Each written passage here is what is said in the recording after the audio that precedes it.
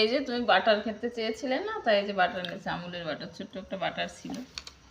এবার দেখি, এই দোকানে আর বড় বাটার পাওয়া গেল না, তার জন্য আমার মেয়ে কিছু সন্ধ্যাবেলা খেতে চাচ্ছে, তো ভাবলাম দেখি বাটার ও খেতে চেয়েছে, তাই বাটার দিয়ে একটু দেখি, একটু প্রসেসিং করে ও কি খাবে কি খাবে না। খাওয়া নিয়ে তো নানান বাহানা রয়েছেই, সবসময় তার বাহানা হচ্ছে, খেতে চায় না তো কিছু, না চেহারা দেখলেই তো বুঝতে পারেন, তাই না? এবার দেখি এর উপর দিয়ে একটু চিনি ছিটিয়ে দিই। হ্যাঁ,